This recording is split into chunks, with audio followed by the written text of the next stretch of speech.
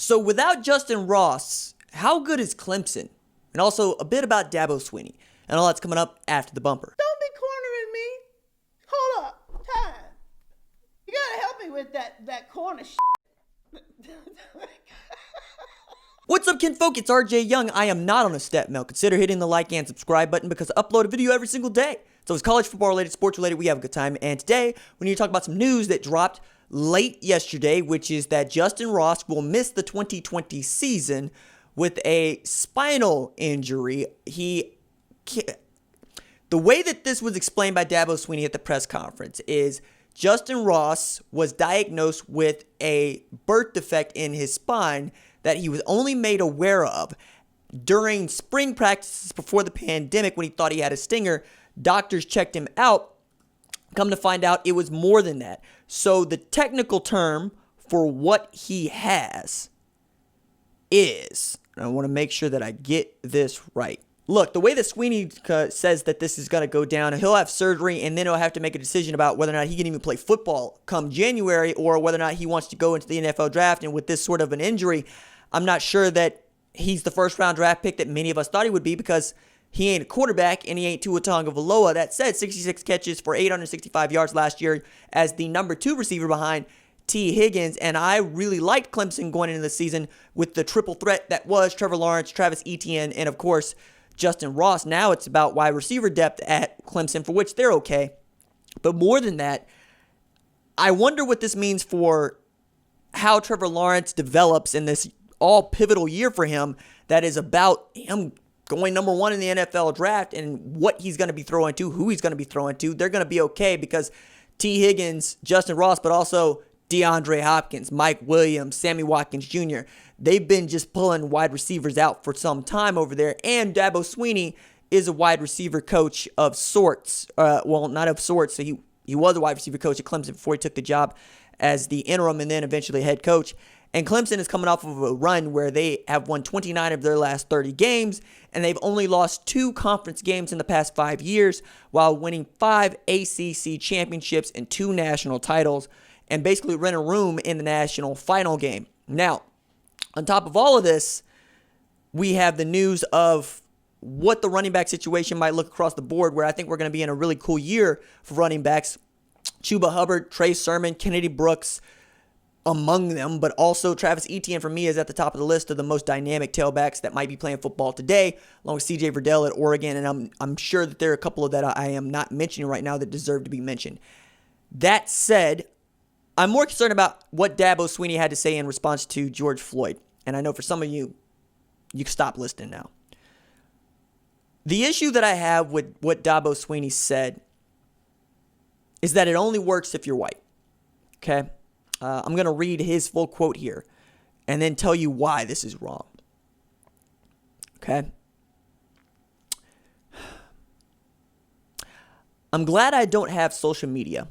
And my reaction would have probably been to get on social media and say something I regret. I'm not going to join Twitter just to make a statement on something. I could release a statement anytime, but I just wanted to speak. It was just making sure I had my thoughts in a way that I think can be constructive. It goes on to say, I don't think it's good to use the team as a platform. I totally disagree with that. I just think there's a right way to do things. I don't think 2 wrongs make a right, never have, never will. I think it just creates more divisiveness, more division. Okay. We have had some bad news. Everywhere you turn, there's bad news. Today, I want to take a moment and offer some good news. We all have a choice as to how we think, how we love, how we respond, and how we forgive. There's no question these are challenging times, but what I've learned is when there is no challenge, there is no change. We all have to accept the challenge. The reason that this is hollow is it does not get at what many folks who look like me are very upset about. And it is the very thing for which Colin Kaepernick took a knee for. It is to protest police brutality. It's not just that George Floyd was killed in broad daylight, choked to death with a knee on his throat. It's that he was killed by somebody who was sworn to protect him, whose title is peace officer. And that's happened in nearly 500 black men since we started keeping track of that in the tens. And we still have Mike Vick, who served more time for fighting dogs, killing dogs, than we have for all of the officers combined who have killed unarmed black men. The idea here that I really want you to get is that if you were born white, if you were born male and white, you have a position of what we call privilege, of what is privilege, that allows you to be viewed by the world differently than me. It strikes me that black men only make up 6% of the population, and yet we make up 70% of the NFL, 81% of the NBA, and 60% of college football players. If you're looking for folks that look like me in front of a microphone, you're going to have to look pretty good. As a matter of fact, at The Ringer, the union has been trying to work very hard to get more diversity in front of microphones and writing about the teams that matter the most in the NBA and the NFL. As a matter of fact, they only have one person of color writing about the NBA, which strikes me as odd and wrong. Because it's not as if there are not qualified black men and black women who could write about the NBA. It's also about whether or not you're making an effort to find those people, because they are plenty qualified. I think many of you would call me qualified to talk about college football and sports. As, you know, you click the thumbnail to hear me deliver you the news and to hear me deliver you my analysis and my opinion.